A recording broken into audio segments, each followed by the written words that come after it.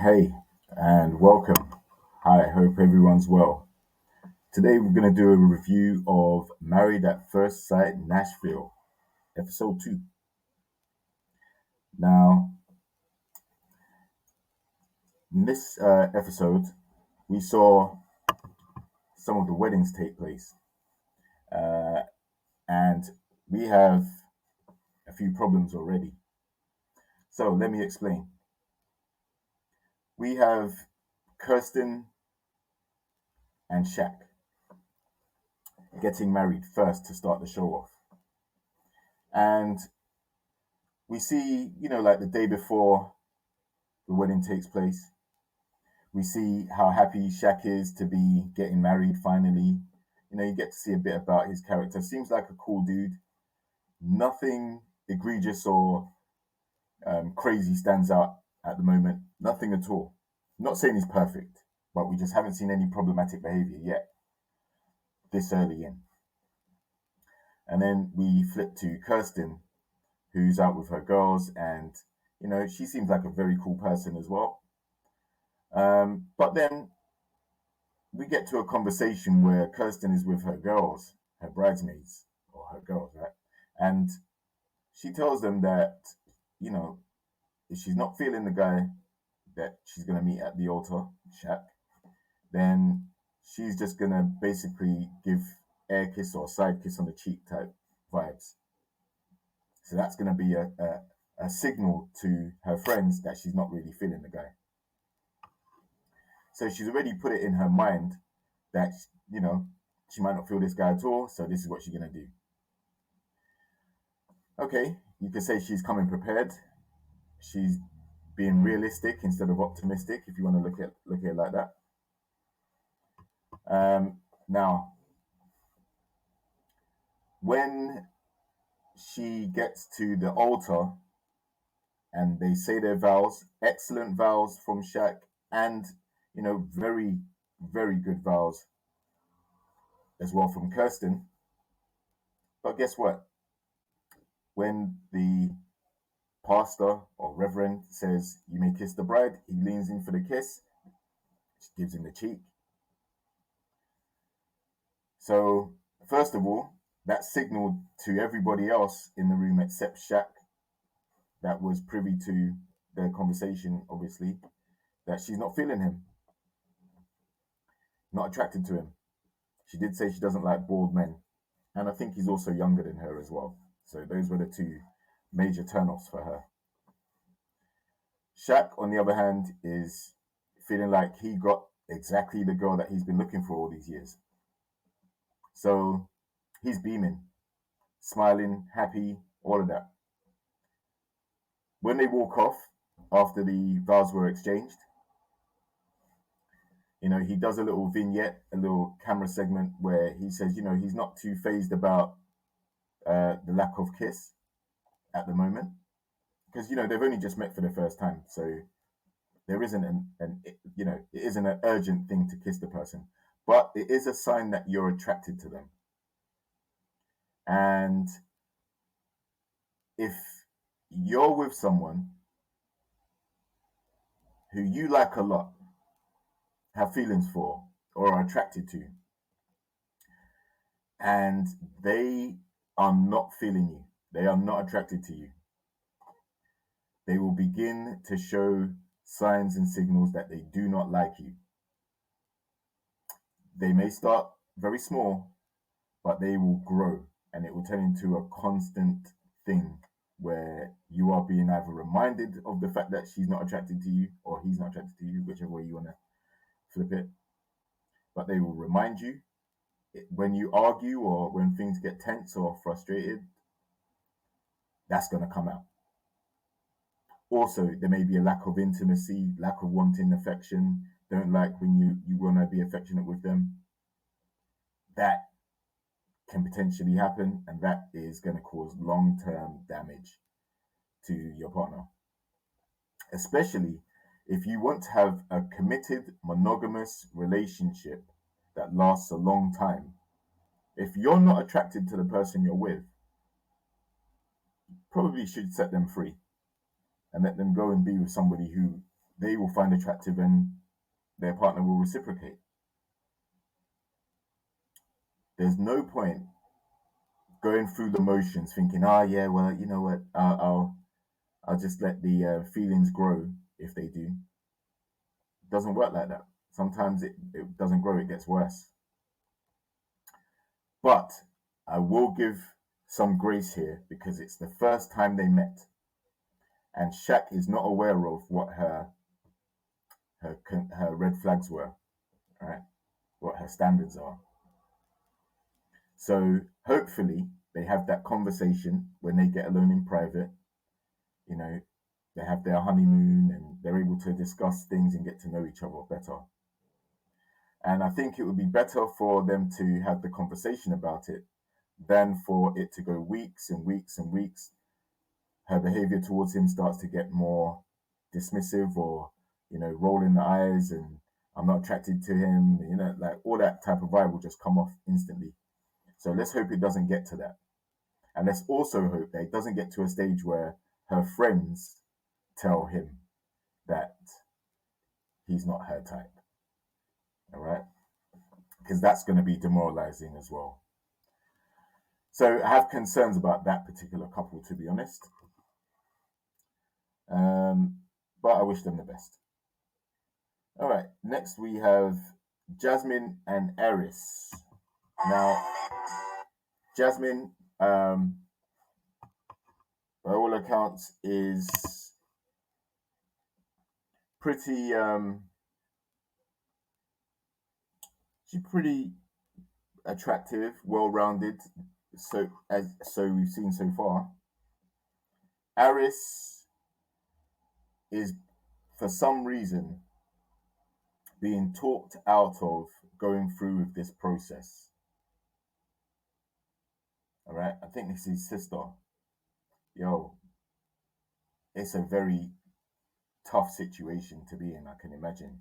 But why would the sister wait to get all the way up to this point and then try and put doubt in his mind whether this is the right thing to do? That's not supportive.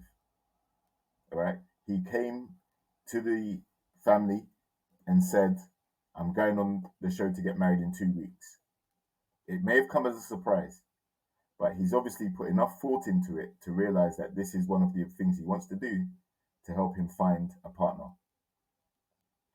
So for his sister to do that is very disruptive to the process because people do get cold feet when they're going through such a big occasion, a wedding or a presentation or a speech or a performance of some kind. So people do get cold feet sometimes. So for her to be trying to, create that vibe that's bad. That's bad. I hope he goes through with it and we'll see what happens with that couple. Next couple is Dominique and McKinley. Dominique is 25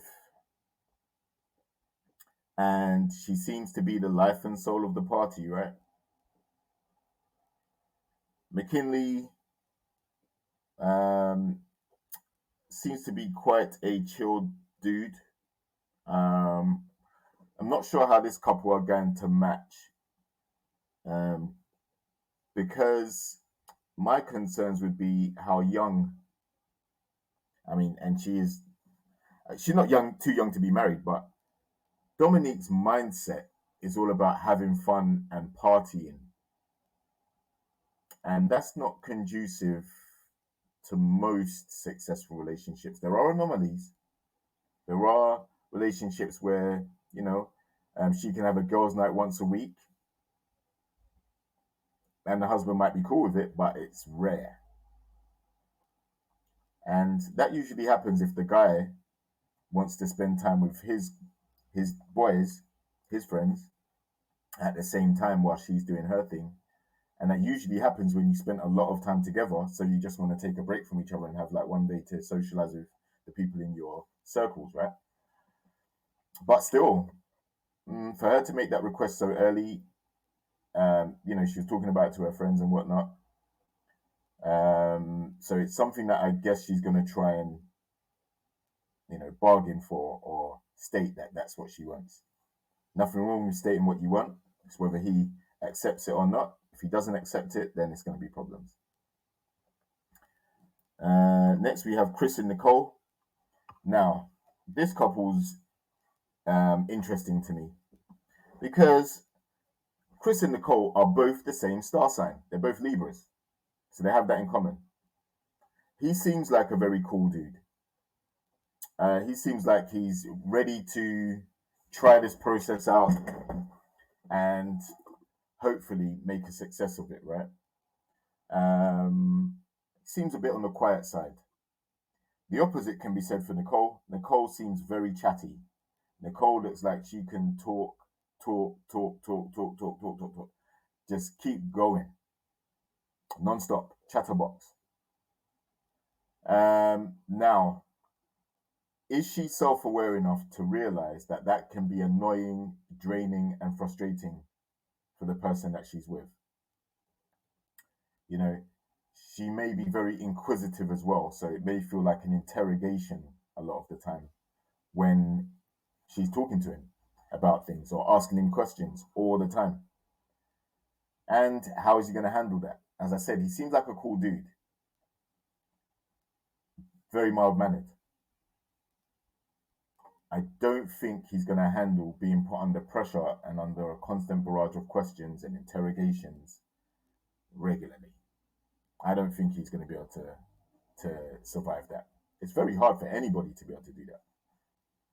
But as I said, it depends how self-aware she is. If she realizes she's doing it and she can rein it in, then that's fine. It may stand a chance. But if she just lets her mouth go, especially if she's pissed or angry at something, I suspect that it's going to be a long, long night when she gets pissed. All right. But for now, for the most part, they look like they are feeling each other and they gave each other a full-on kiss, lingering kiss at the altar. So that's a good sign. So I'm interested to see what happens with this couple. Next couple, Gina and Clint. Now, Clint to me may be a villain. I'll tell you why I say that. Because, the whole, like in his talk with his friends before the wedding, he seemed like a cool dude. But then he goes on to talk about, well, you know what? I've tried 64 women or 65 women, and it didn't work. So now I'm trying this, Dude, nobody needs to know that. And that shouldn't even be on your mind anyway. Why? Because if that's the wrong mindset to come into a marriage or relationship in, like you're thinking about 65 other people that you've done the dirty with, but you're still hoping to take this seriously. When all the grooms sat down at the table before they got married, listen, it seemed like Clint, I would say Eris, and McKinley, I think it was. They were kind of getting on to Chris about the fact that Chris hadn't slept with anyone in a year or so, and they were saying, yeah, they couldn't do that. Like they've probably gone without for a couple of weeks, and a couple of weeks ago was when they got selected for the show. So, Clint coming out with 65 women that he slept with, wrong mindset, man. But Gina seems like a very nice lady. No problems at all with her. She seems very cool. So, let's hope that there are no blow-ups. Why do I say that? Because Clint's arrogance, I think, may lead to some very heated or bad-tempered exchanges. I'm not saying he's going to be the cause all the time, but if you have that element of high level of arrogance, then when things blow up or things take a turn for the worse, it is going to manifest itself. So yeah, that might be a problem too. I think I've covered all of the couples, given a quick breakdown of what I thought from the second episode. I'm going to continue to watch. It seems quite interesting. I'm probably more interested in this season than I was last season. So yeah, hopefully it's a good one. Anyway, thank you for viewing this video. If you do like it and appreciate the content, appreciate hearing my voice or my opinion, then just leave a like and please subscribe to the channel. Take care and peace out, people. Have a good one. Deuces.